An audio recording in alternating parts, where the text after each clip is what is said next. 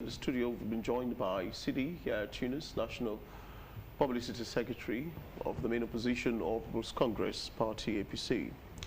Tunis will be speaking this morning on the outcome of their party's National Advisory Council meeting that was held on Monday at their headquarters in Freetown, where they discussed issues around promoting unity and operational effectiveness among members of their party. Good morning and welcome, Sidi. Good morning, thanks for having me. How did it all go? It went very well. I mean, we don't even know why the many publicity. It's usual for us. We regularly have NAC meetings so that we discuss issues that have to do with the progress of the party. There are activities that whenever we want to undertake them, we have to have approval from the National Advisory Committee. So it was normal for us. We had to present certain activities that we want to undertake. Like, for example, we are getting ready to start our registration and verification of our members. So we have a comprehensive digital database of all our membership.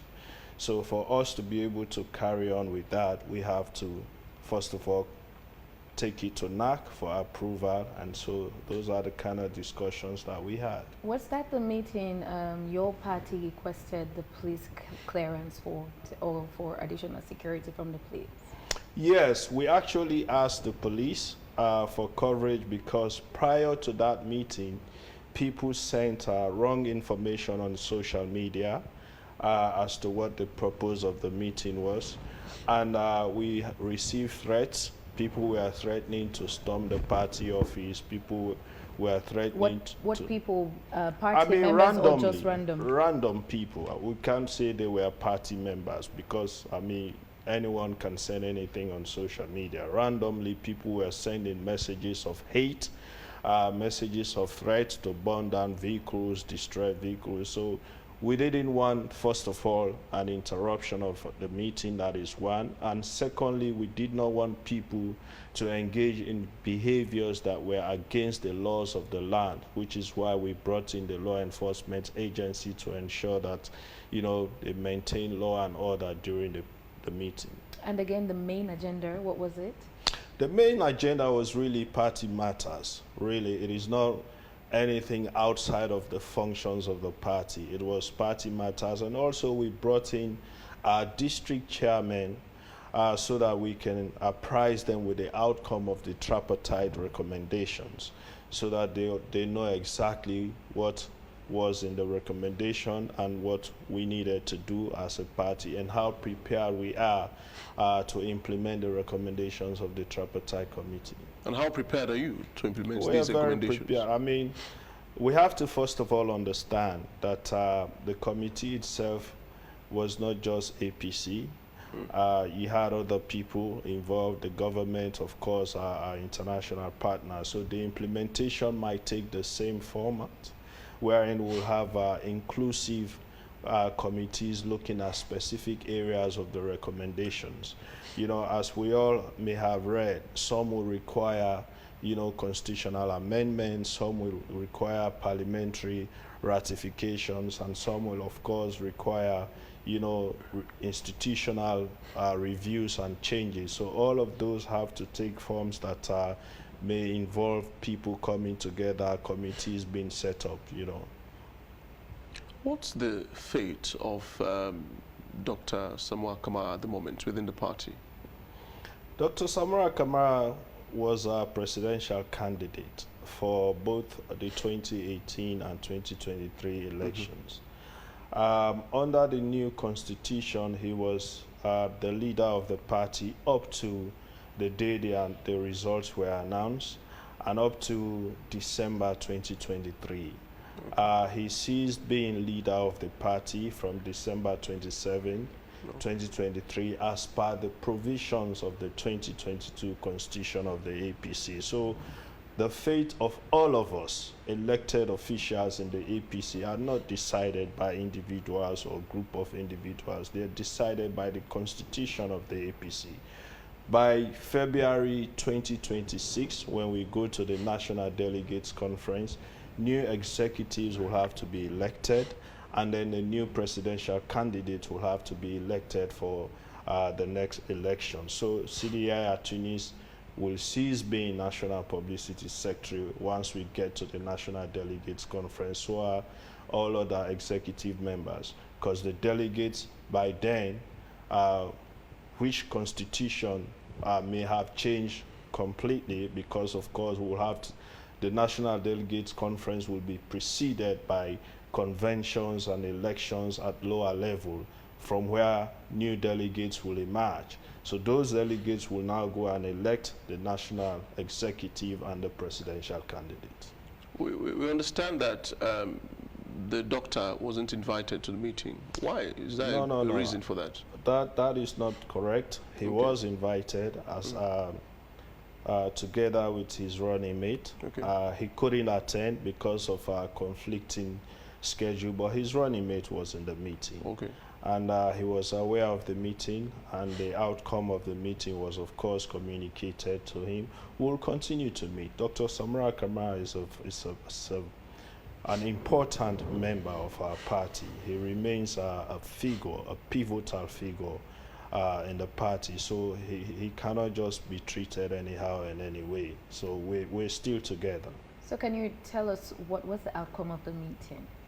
Okay, so now first of all, we are moving on with the matters of the party, while at the same time focusing on the implementation of the recommendations of the tripartite committee. We are also going to organize trainings and seminars for all of the bloggers and the different public relations officers, because we're seeing a lot of misinformation and misrepresentation of party matters, party affairs, and activities happening in the party and outside of the party.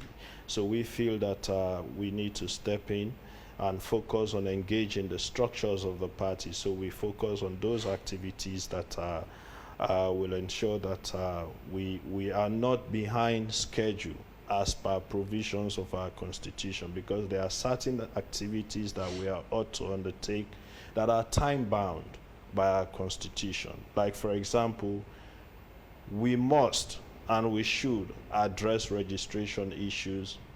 We start that before September, because our party constitution says for someone to qualify to vote in any convention, you must have been a registered, fully paid up member of the party for 1 year prior to that convention.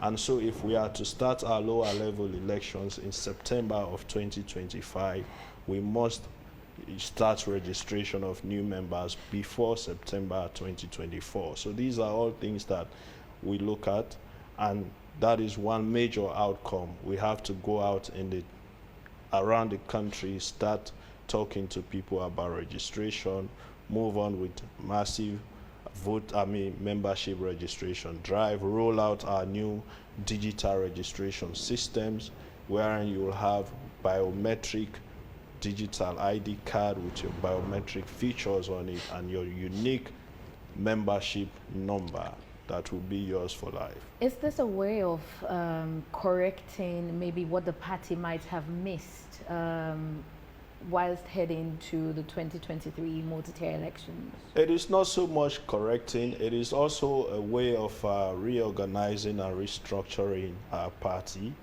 And then also it is a way of meeting our constitutional mandate. The constitution requires us to do that, as well as the PPRC as well. So these are all things that we want to ensure that we get under control, so we avoid future litigations, and also to make sure that we are really able to function, have proper record of our membership across the country and globally as well. So we have to roll this out to ensure that if you register, wherever you take your card, by just inputting your unique number or just your biometric feature, your information will come up, because that is only attached to you. Nobody can fake that, nobody can duplicate that, because it is going with your biometric features. As the main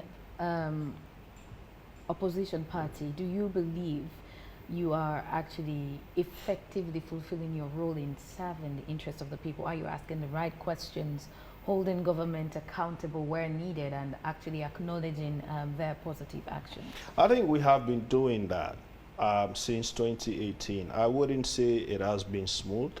It has been very challenging considering the political climate in the country generally, considering the difficulties that we have been through as an opposition, the arrest, the intimidation, the harassments, the shootings and all. So we have been doing that and will continue to do that. But we also have to understand that we have gone through different stages and phases of the political activities in this country. For example, after the 2023 elections, you saw what happened. We challenged the result. We still do challenge the results, by the way. And we decided not to participate in governance. How do you challenge a result if you didn't go to the court of law? How do you challenge a result if you did not go to the court of law? I mean, well, are you just in denial? This issue comes up all the time. For you to go to court, you have to have something to go to court with. We had ours, but what we were to challenge is what we did not have, and it's what we still do not have, which is why you see the party continues to ask for results. But in any case, we went into the Bintumani agreement or dialogue, wherein we came out with agreement that led us to the tripartite. That also has been completed. Reports are now out. So we've been through all of these phases. But at the same time, we have been able to also take on the government on issues that affect the people of this country. We spoke highly on the electricity issue. Now we're seeing baby steps, improvements in that area. We've been talking about the economy. We've been talking about healthcare, and the healthcare system have become even more exposed during this rainy season. We all saw the videos of Connaught Hospital, wherein we've seen massive flooding. So it tells us that there is a breakdown in our healthcare system, regardless of what anybody would tell you about having one of the best healthcare system in the world. So we see these things. We'll continue to talk about them. We continue to engage the government on how we feel that some of these issues will be addressed. We continue to talk about the unnecessary and bloated spending. We continue to see now. We've seen new set of appointments from the government in an economy wherein we are struggling to finance certain institutions. Government continues to appoint political party stalwarts into positions that will bring no benefit or very little benefit to us as a nation. We continue to see unnecessary travel as far as we are concerned, travels that will yield us nothing as a nation. So these are all issues that we have continued to talk about. As we speak now, our president is going on what? Sports for Sustainable Development. We have not even succeeded in developing our sports in this country. Let us focus on the country first. Develop these institutions that are not functioning for us, that will make a difference. Let us focus on developing these institutions. The travels we need to limit, we need to reduce, because really we have spent colossal amount of money to finance the presidential travels, and we have received very little returns from those travels. I think it is a disservice to this country for us to continue to finance some of these travels. We believe we need to focus on institutions in this country, develop ourselves locally, the public lectures on democracy outside of this country, wherein we cannot even allow opposition to express themselves openly and freely. We cannot even allow even the lawyers to hold meetings without having police go bulldoze them out of the meeting. So you find out it is not just about political parties. It is affecting every fabric of our lives. We are being suppressed, we are being harassed, we are being intimidated. You have to toe the line for you to be heard. If you do not 100% toe the line, you are not. We saw the town hall meeting, right, recently. It is scripted.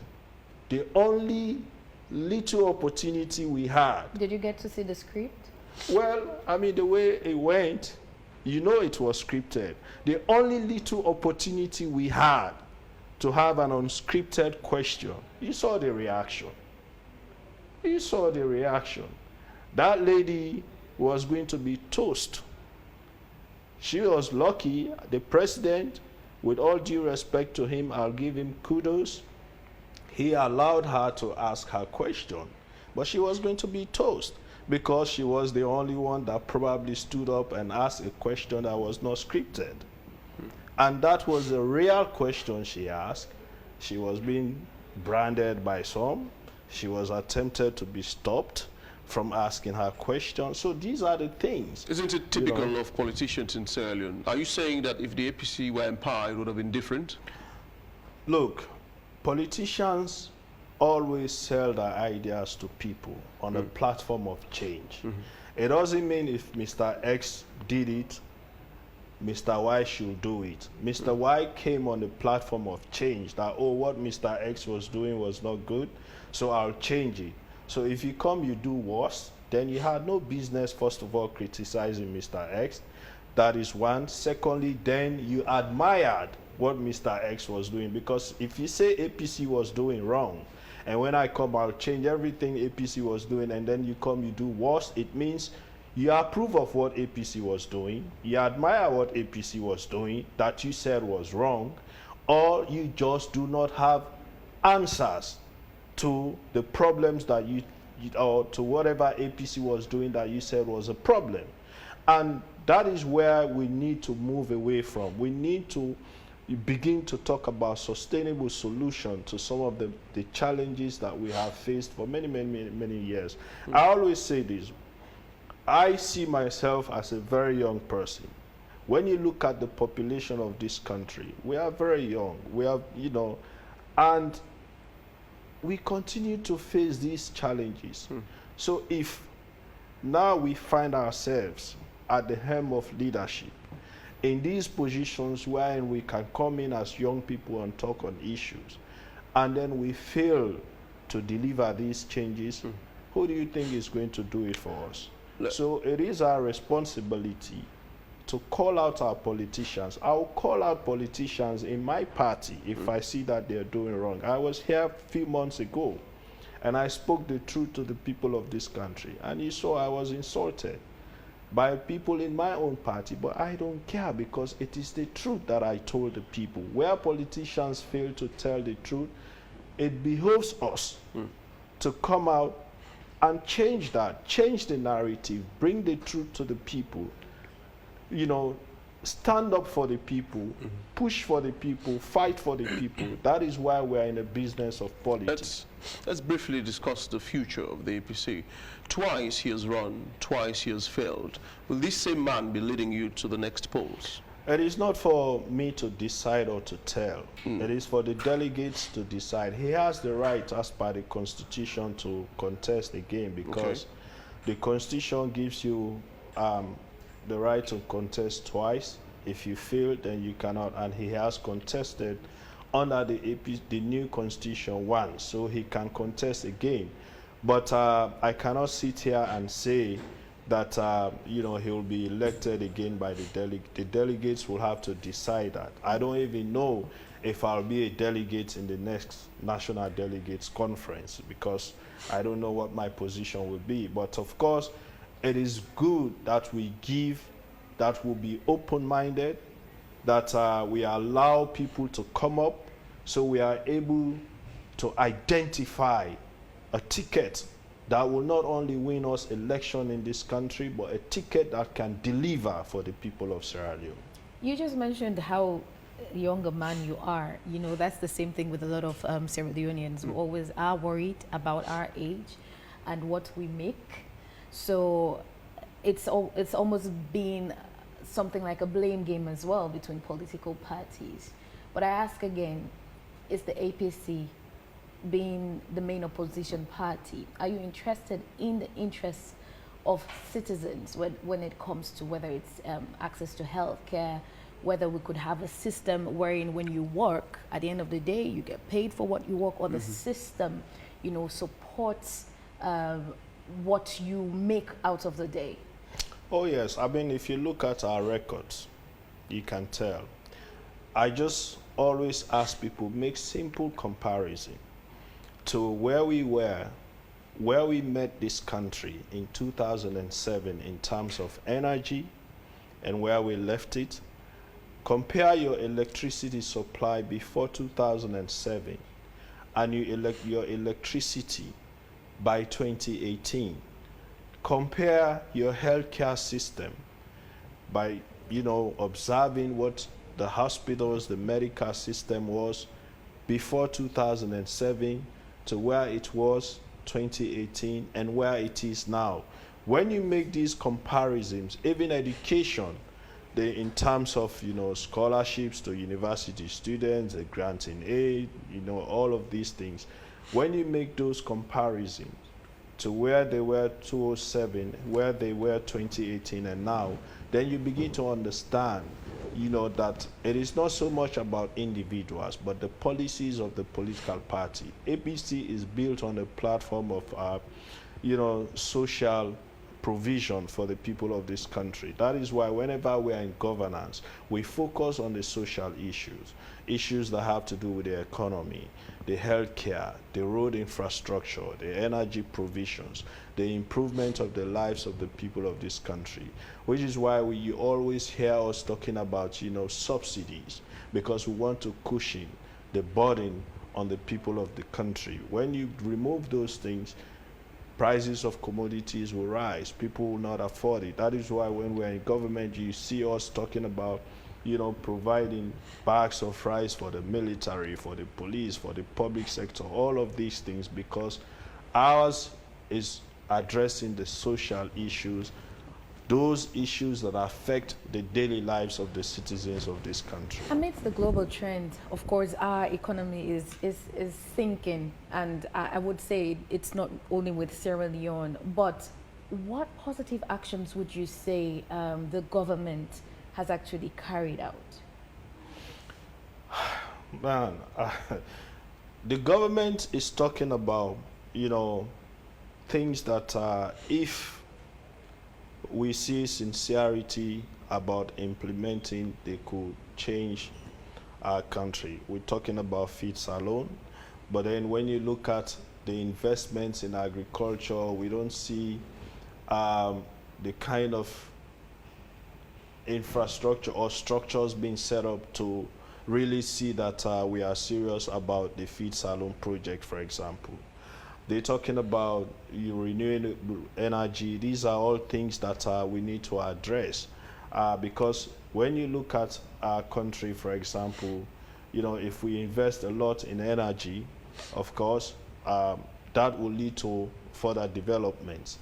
But in any case, I believe that with all of these introductions, these projects that they are rolling out on paper, we are not so much serious about, the revenue generation that could help us finance some of these projects. We believe that the government is spending more than it is generating. And because of that... Is this new in Sierra Leone? It is worse. So, so you acknowledge it was also under the previous administration? Well, when you look at the way the economies were performing under the previous administrations, you have to say that the fastest that we have ever seen our economy grow in this country was under President Ernest Bai Koromai's regime. So it tells you that his economy... But it was the same APC that led us to austerity. No, I mean, first of all, this is where people go wrong about austerity. What is really austerity? Austerity is just, introducing economic measures to make sure that you control reckless spending, unnecessary spending, so that you can bounce your economy back. Our economy was performing well prior to 2014 when we had Ebola outbreak and the twin shock and the drop in the prices of the iron ore. So we needed to put in economic measures that will allow us to bounce back as a country economically after Ebola, which is why those measures were introduced, which is now called austerity measures. Kenya has just done the same. We would expect that with the impact that COVID-19 had on our economy, this country could have introduced measures that would have helped us. But all of their monetary policies, their economic policies were bad. The redenomination of the Leone did not add any value to our Leone currency, right? You know, the policy of not having more than $10,000 withdrawn killed businesses in this country. The over-taxation on our businesses has led to so many, you know, evading the tax bracket and leading companies to close down, to shut down, small businesses to shut down, thereby increasing unemployment in our country and reducing our spending. So which is why we now rely on borrowing a lot. Our GDP, debt to GDP is over 80%. That is very, very high for us. I'm tempted to ask quickly, has the main opposition party also been able to constructively raise the red flags when things like this happen and let the public also know constructively? We have always, and we will continue to, but you also have to only see the impact if you have a listening government. These are issues we have been raising. But do you stop if they do not listen? We will not stop. Are you And we saying have not stopped. That's what I'm doing right now. I'm listening? sitting here challenging. I hope they are watching. If they are watching and listening to me, they should be able to pick out some of the things that I'm saying. And do you think they we'll don't continue already to know these follow things? them. You think they do not already know these things? Well, I mean, if they know, probably they don't have the know-how to address them. And this is where we come in, to give them the alternatives as to how we can address these things. You see, look, opposition is part of governance. That is why we have representatives in parliament, we have representatives in councils, and even us, the executive members, we always call to engage government so we collectively address these things. I always say this, politics should not be about creating enemies. Politics is about ideologies. You have you have me, we both want to provide electricity, for example, for our people, but we have different ways that we want to go about it. And we can put our different ways on the table, and it is up to people to take the one that they feel is best. That is what politics should all be about, about ideas, you know, for development. And when we put these ideas together, we can grow this country faster. So what's next for the party after the NAC meeting? Well, we have to start engaging at district and regional levels so that we apprise our membership with the latest events, the tripartite recommendations, and how we're going to implement those, and also how we going about next sets of activities as a political party, registrations and all, you know, so by within the next couple of weeks we'll be out in the provinces. All right, well, I want to say thank you very much indeed to you. And before you go, your last word to Sierra Leoneans, because we are all in a drive towards national unity. What would be your parting words? So first, let me speak to the APC people. I know we are having a lot of misinformation about, you know, things that are emerged from the tripartite report. But let me state here that since the elections of 2023, we've gone through the Bintumani dialogue, wherein the leader of the party then, the presidential candidate, and a few other senior members of the party who represented us in that dialogue signed up to agreements. So they committed the party to those agreements. And also we went through the tripartite committee wherein recommendations were made. The leader, the presidential candidate then, Dr. Samara Kamara, also signed the report, signed the joint statement which he and Dr. David Senga delivered to the people of this country. So we have been committed to those agreements as a party. So we are in the process of implementing those agreements. And I must say here, honestly and sincerely, that none of those agreements spoke to rerun. None of those agreements spoke to fresh elections, spoke to new elections. So we must understand that this is the truth, the whole truth, and nothing but the truth. We are focused on implementing those agreements that we have been committed to through the signatures of our presidential candidates. So let us understand that. And for the rest of us in the country, we must remain peaceful and we must continue to build on national cohesion and peace. And this has to do with all of us, including the government. Allow the space for citizens to express their democratic rights and freedoms as well. You cannot be talking about peace and national cohesion when you continue to suppress people, when you continue to take the rights of citizens from them. No, that is not sincere peace. That is not sustainable peace. Thank you. All right, well, thank you very much indeed. Sidi Yayah Tunis, National Publicity Secretary of the main opposition of People's Congress Party, and he was speaking on the outcome of their party's National Advisory Council meeting that was held on Monday.